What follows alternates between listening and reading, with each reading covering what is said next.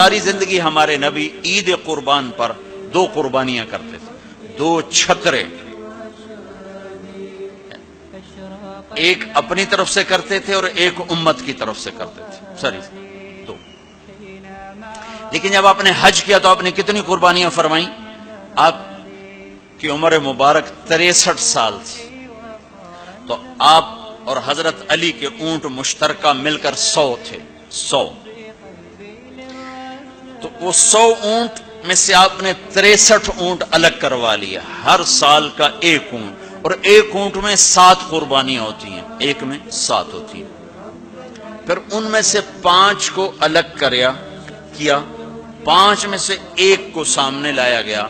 اور اس کو کھڑا کر کے آپ نے ذبح کیا، کھڑا کر اس کے یہاں یوں برچھا مارا یوں۔ تو یہاں تو جانور ہو، بکرا ہو، اونٹ ہو، جب اس کو برچھا لگتا ہے تو وہ شور مچاتا ہے، آ کرتا ہے، لیکن جب وہ اس اونٹ کو لگا نبی کے ہاتھ سے برچھا تو اس کی خوشی سے ہائے نکلی،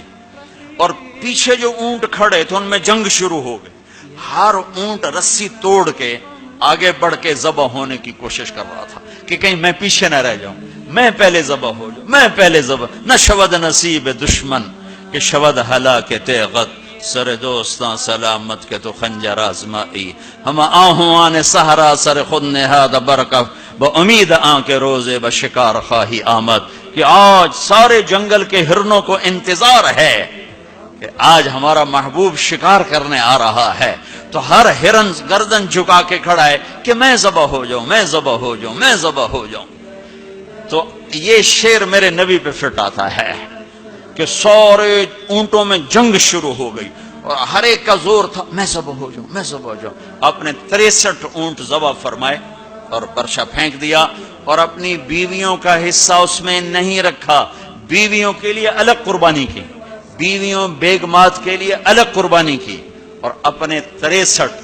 اور 7 ہر اونٹ میں، اور پھر یہاں تک فرمایا کہ علی جو گوشت بنائے اس کو مزدوری گوشت میں سے نہیں دینی، میں الگ سے دوں گا، اس کا ہر ٹکڑا اللہ کے نام پہ جانا چاہیے،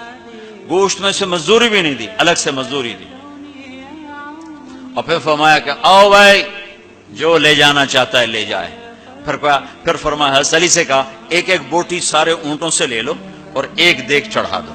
تو وہ ایک ایک بوٹی سارے اونٹوں سے لے کر دیگ چڑھائی، پھر آپ نے اس کے پکنے کا انتظار کیا، جب وہ تیار ہو گئی تو پھر آپ نے حضرت علی نے چند اور صحابہ نے مل کر اس کا گوشت کھایا، شوربہ پیا، اور پھر اس کے بعد آپ طواف زیارت کے لیے تشریف لے گئے۔